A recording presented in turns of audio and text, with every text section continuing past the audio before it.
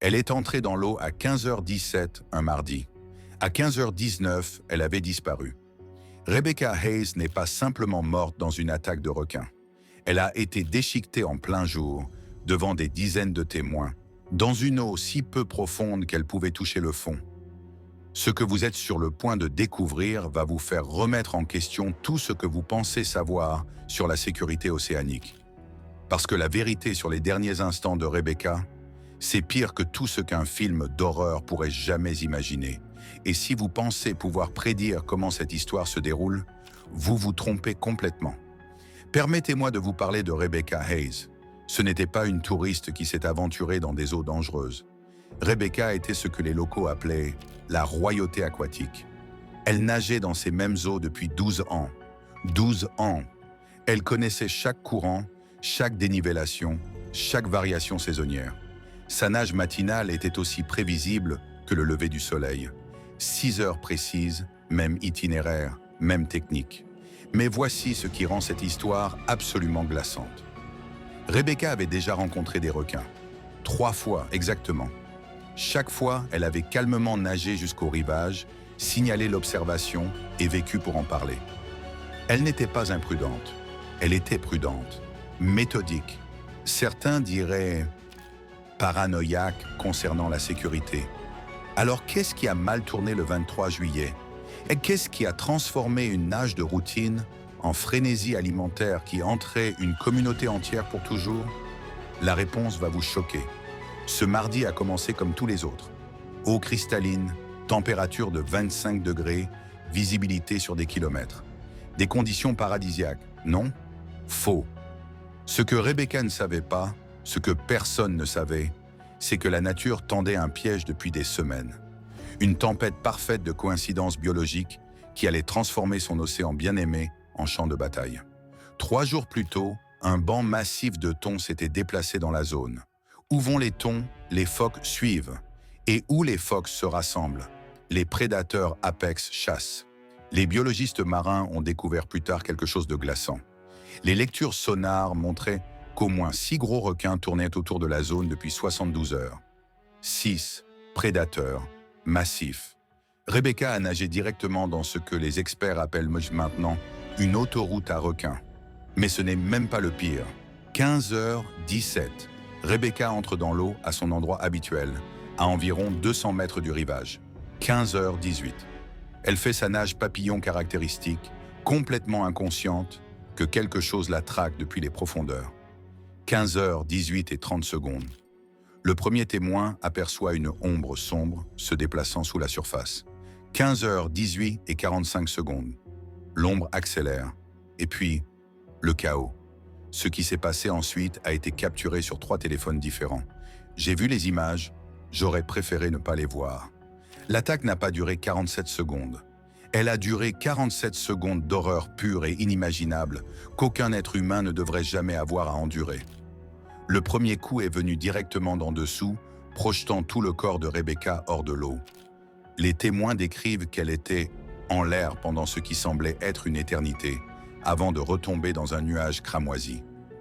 Mais le requin n'en avait pas fini. Le prédateur qui a tué Rebecca Hayes n'était pas n'importe quel requin. L'analyse médico-légale a révélé quelque chose qui a glacé le sang des biologistes marins. Basé sur le rayon de morsure et les marques de dents, les experts ont déterminé que Rebecca avait été attaquée par un grand blanc mesurant au moins 5 mètres et demi de long. C'est à peu près la taille d'un bus scolaire, avec des dents. Mais voici la partie qui défie tout ce que nous savons sur le comportement des requins. Ce n'était pas une attaque mordre et battre en retraite. C'était une agression soutenue. Le requin est revenu, encore et encore. L'analyse des modèles de morsure a montré 7 points d'attaque distincts, September. Ce n'était pas une identité erronée, ce n'était pas un comportement défensif, c'était de la prédation. Et la partie la plus terrifiante, l'analyse ADN des marques de morsure a révélé que ce même requin avait été responsable d'au moins 2 autres attaques dans la région au cours des 5 dernières années. Des attaques qui avaient été classées comme incidents isolés. Rebecca Hayes n'a pas été tuée par un requin au hasard. Elle a été tuée par un tueur en série des mers. Au moment où Rebecca a frappé l'eau en criant, chaque maître nageur sur cette plage s'est mis en action. Ce sont des gens entraînés exactement pour ce scénario. Des gens qui risquent leur vie quotidiennement pour sauver les autres. Mais ce qu'ils ont trouvé dans l'eau n'était pas une situation de sauvetage. C'était une scène de crime. Le chef maître nageur Marcus Chen l'a décrit plus tard comme « nager en enfer ». L'eau était tellement saturée de sang qu'il ne pouvait pas voir ses propres mains. Et quelque part dans ce nuage rouge, Rebecca se battait encore. Ils l'ont trouvée à 40 mètres d'où l'attaque avait commencé. Le courant l'avait emportée, ou quelque chose l'avait traînée. Quand ils ont sorti Rebecca de l'eau, elle était encore consciente. Elle essayait encore de parler. Ses derniers mots, témoignés par 3 maîtres nageurs, étaient à peine un murmure. « Il est revenu ». Elle est morte 7 minutes plus tard sur la plage, entourée de gens qui auraient tout donné pour la sauver. Voici ce que les experts ont découvert qui va changer à jamais votre façon de penser aux attaques de requins. La théorie traditionnelle dit que les requins attaquent les humains par erreur. Ils pensent qu'on sait que nous sommes des phoques, prétendent-ils. Mais le cas de Rebecca a brisé ce mensonge confortable. Le docteur Sarah Mitchell, qui a étudié l'attaque de Rebecca pendant 2 ans, a découvert quelque chose qui remet en question tout ce que nous pensions savoir. Certains grands blancs chassent activement les humains. Les preuves ? L'analyse des modèles de morsure a montré que le requin a ajusté sa prise plusieurs fois pendant l'attaque. Ce n'est pas un comportement d'identité erroné, c'est de l'adaptation, de l'apprentissage, de la chasse.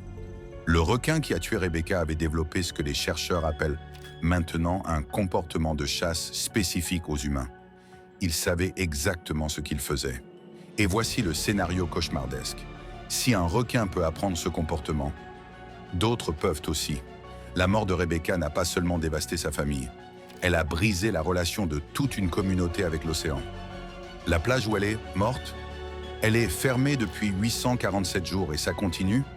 Le tourisme local a chuté de 68% du jour au lendemain. 3 maîtres nageurs ont démissionné la même semaine, incapables d'affronter l'eau à nouveau.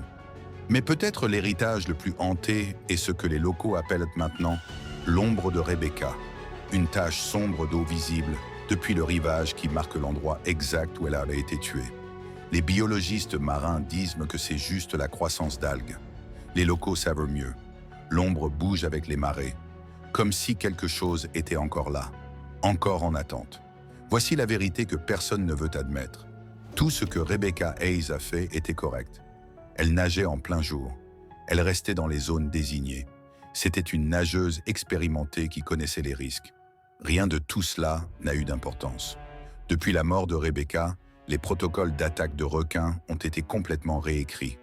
Nouveaux systèmes de détection, meilleures réponses d'urgence, mesures de sécurité renforcées. Tout trop tard pour elle, mais peut-être pas pour la prochaine personne. Parce que ne vous y trompez pas, il y aura une prochaine personne. L'océan ne se soucie pas de nos mesures de sécurité. Il ne se soucie pas de notre technologie. Et il ne se soucie définitivement pas de notre peur. Rebecca Hayes est entrée dans l'eau en faisant confiance que l'océan serait aussi gentil avec elle qu'il l'avait été pendant 12 ans. Elle avait tort. Et quelque part là-bas, dans des eaux qui semblent aussi paisibles et invitantes que celles qui l'ont tuée, d'autres prédateurs attendent, apprenant, s'adaptant, chassant. Si cette histoire a changé votre perception de l'océan, cliquez sur le bouton « S'abonner ». Partagez-la avec quelqu'un qui a besoin de connaître la vérité. Et n'oubliez pas, l'océan est magnifique, mais sa beauté peut être mortelle. Rebecca Hayes a appris cette leçon trop tard. Ne laissez pas sa mort être vaine.